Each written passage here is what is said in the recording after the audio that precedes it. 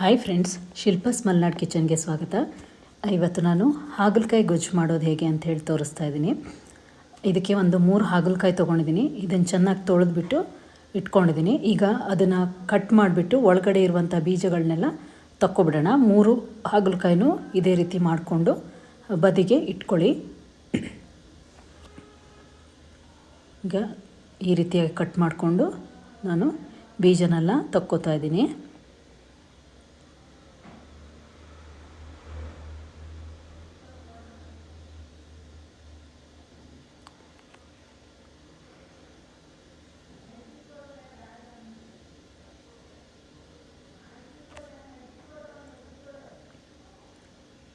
ನಂತರ ಇದನ್ನು ಸಣ್ಣ ಸಣ್ಣದಾಗಿ ಹೆಚ್ಚಿಟ್ಕೋಬೇಕು.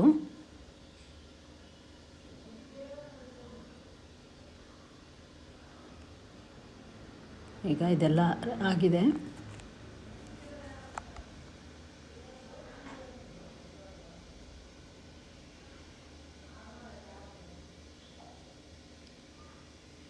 ಈ ರೀತಿಯಾಗಿ ಎಲ್ಲದನ್ನು ಸಣ್ಣ ಸಣ್ಣದಾಗಿ ಕಟ್ ಮಾಡಿ ಇಟ್ಕೊಳ್ಳೋಣ.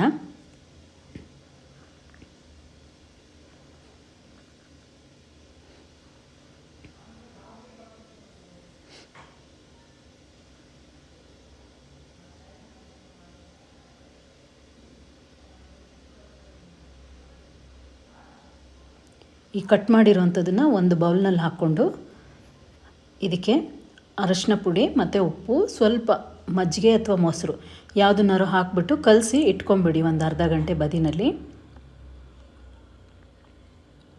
ಈಗ ಉಪ್ಪು ಹಾಕ್ಕೋತಾ ಇದ್ದೀನಿ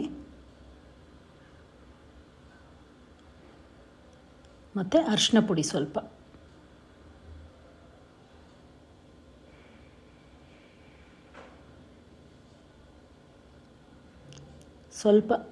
ಮೊಸರನ್ನ ಹಾಕೋತಾ ಇದ್ದೀನಿ. ಚೆನ್ನಾಗಿ ಕಲಿಸ್ಕೊಂಬಿಟ್ಟು ಒಂದು ಕಡೆ ಬದಿನಲ್ಲಿ ಇಟ್ಕೊಂಡಿರಿ.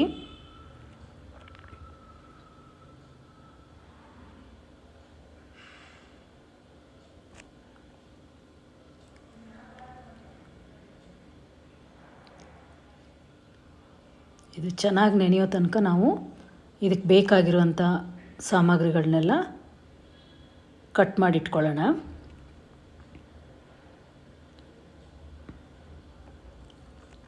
ಒಗ್ಗರಣೆಗೆ ಸಾಸಿವೆ ಮತ್ತು ಜೀರಿಗೆ ತೊಗೊಂಡಿದ್ದೀನಿ. ಒಂದು ಅರ್ಧ ಕಪ್ಪಷ್ಟು ಕಾಯಿ ತುರಿ ತೊಗೊಂಡಿದ್ದೀನಿ ಮತ್ತು ಒಣಮೆಣಸಿನ ಪುಡಿ, ಗರಂ ಮಸಾಲ ಪುಡಿ, ಧನಿಯಾ ಪುಡಿ, ಅರಿಶಿನ ಪುಡಿ ಮತ್ತು ಜೀರಿಗೆ ಪುಡಿ ಇದಿಷ್ಟನ್ನು ತೊಗೊಂಡಿದ್ದೀನಿ. ಮತ್ತು ಹಸಿಮೆಣಸು, ಈರುಳ್ಳಿ, ಟೊಮೊಟೊ. ಈರುಳ್ಳಿ ಸ್ವಲ್ಪ ಜಾಸ್ತಿ ತೊಗೊಂಡಿದ್ದೀನಿ. ಇದು ನಿಮಗೆ ಸ್ವಲ್ಪ ಗ್ರೇವಿ ಚೆನ್ನಾಗಿ ತಿಕ್ಕಾಗಬೇಕು ಅಂದರೆ ಚೆನ್ನಾಗಿ ಈರುಳ್ಳಿ ಮತ್ತು ಟೊಮೊಟೊ ಹಾಕ್ಕೊಳ್ಳಿ. ಮತ್ತು ಕರಿಬೇವಿನ ಸೊಪ್ಪು, ಶುಂಠಿ ಬೆಳ್ಳುಳ್ಳಿ ಪೇಸ್ಟ್, ಕೊತ್ತಂಬರಿ ಸೊಪ್ಪು ಇದಿಷ್ಟನ್ನು ಇಟ್ಕೊಂಡಿದ್ದೀನಿ. ಈಗ ಇದು ಚೆನ್ನಾಗಿ ನೆಂದಿದೆ. ನಾನು ಚೆನ್ನಾಗಿ ಹಿಂಡಿಬಿಟ್ಟು ಅದರಲ್ಲಿರುವಂಥ ರಸನೆಲ್ಲ ತೆಗೆದುಬಿಟ್ಟು ಒಂದು ಬೌಲ್ನಲ್ಲಿ ಹಾಕಿಟ್ಕೊಳ್ಳೋಣ.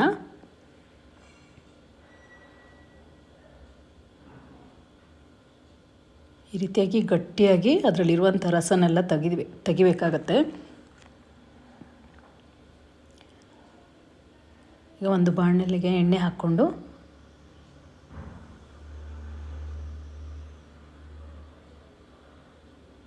ಒಂದು ಅರ್ಧ ಕಪ್ಪಷ್ಟು ಎಣ್ಣೆ ಹಾಕ್ಕೊಂಡಿದ್ದೀನಿ.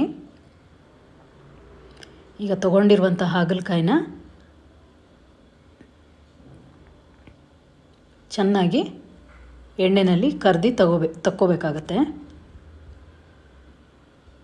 ನಾನು ಆಲ್ರೆಡಿ ಇದರಲ್ಲಿ ಇರುವಂಥ ನೀರನ್ನೆಲ್ಲ ಹಿಂಡಿ ತೆಗ್ದಿದ್ದೀನಿ. ಹಾಗಾಗಿ ಇದು ಬೇಗನೆ ಬೆಂದೋಗ್ಬಿಡುತ್ತೆ. ಈ ರೀತಿಯಾಗಿ ಬಣ್ಣ ಸ್ವಲ್ಪ ಬದಲಾದರೆ ಸಾಕು. ಹೀಗೆ ಇದನ್ನೆಲ್ಲ ಎಣ್ಣೆಯಿಂದ ತೆಗೆದಿಟ್ಕೊಳ್ಳಿ. ಉಳಿದ ಎಲ್ಲ ಹಾಗಲಕಾಯಿನೂ ಇದೇ ರೀತಿಯಲ್ಲಿ ಮಾಡಿ ಎತ್ತಿಟ್ಕೋಬೇಕಾಗತ್ತೆ.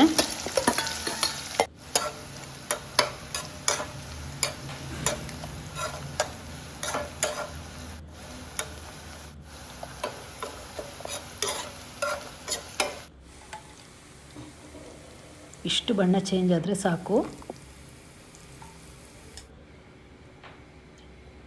ಈಗ ಅದೇ ಎಣ್ಣೆಗೆ ಬೇಕಾದರೆ ಸ್ವಲ್ಪ ಎಣ್ಣೆ ಹಾಕ್ಕೊಳ್ಳಿ.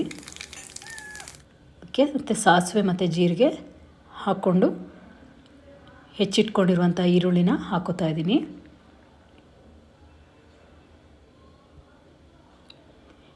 ಈರುಳ್ಳಿ ಚೆನ್ನಾಗಿ ಫ್ರೈ ಮಾಡ್ಕೊಳ್ಳೋಣ. ಇದು ಹಸಿ ವಾಸನೆ ಹೋಗೋ ತನಕನೂ ಚೆನ್ನಾಗಿ ಹುರಿದಿಟ್ಕೋಬೇಕು. ಹೆಚ್ಚಿಟ್ಕೊಂಡಿರುವಂಥ ಹಸಿಮೆಣಸು ಮತ್ತು ಕರಿಬೇವಿನ ಸೊಪ್ಪನ್ನು ಇದಕ್ಕೆ ಹಾಕ್ಕೊಳ್ಳೋಣ.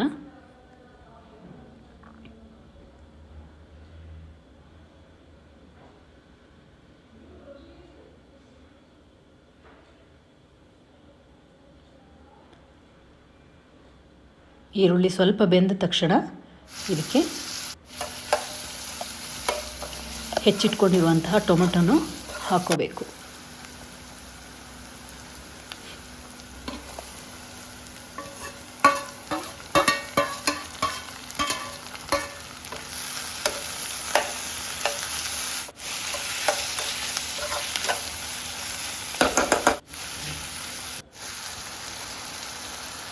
ಈಗ ಸ್ವಲ್ಪ ಉಪ್ಪನ್ನು ಹಾಕೋತಾ ಇದ್ದೀನಿ.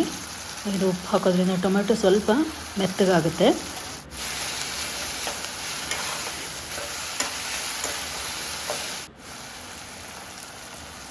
ಚೆನ್ನಾಗಿ ಫ್ರೈ ಮಾಡಿಕೊಂಡು ಕರೆದಿಟ್ಕೊಂಡಿರುವಂಥ ಹಾಗಲಕಾಯಿನ ಇದಕ್ಕೆ ಹಾಕ್ಕೊಳ್ತಾ ಇದ್ದೀನಿ.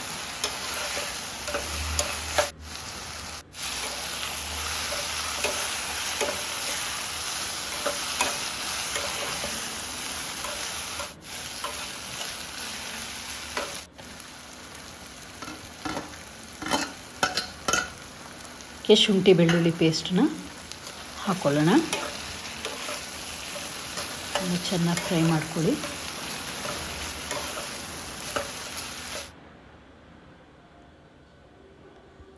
ತಗೊಂಡಿರುವಂತಹ ಪುಡಿಗಳನ್ನೆಲ್ಲ ಇದಕ್ಕೆ ಹಾಕೋಬೇಕು.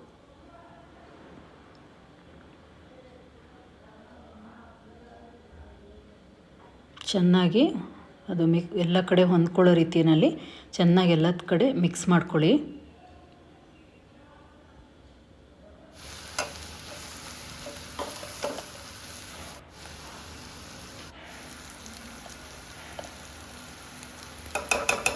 ಒಂದು 5ರಿಂದ 10 ನಿಮಿಷ ಚೆನ್ನಾಗಿ ಮಿಕ್ಸ್ ಮಾಡ್ಕೊಂಡಾದ್ಮೇಲೆ ತಗೊಂಡಿರುವಂತಹ ಕಾಯಿ ತುರಿನ ಹಾಕ್ಕೊಳ್ಳಿ. ಉಪ್ಪು ನೋಡಿಕೊಂಡು ಹಾಕ್ಕೊಳ್ಳಿ ಬೇಕಾದರೆ.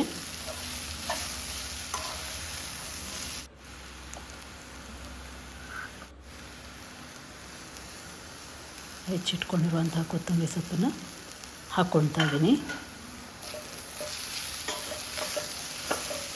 ಅದಕ್ಕೆ ಒಂದು ಅರ್ಧ ಕಪ್ಪಷ್ಟು ನೀರನ್ನ ಹಾಕ್ಕೊಂಡು ಸ್ವಲ್ಪ ಬೇಯಿಸ್ಕೋಬೇಕಾಗತ್ತೆ.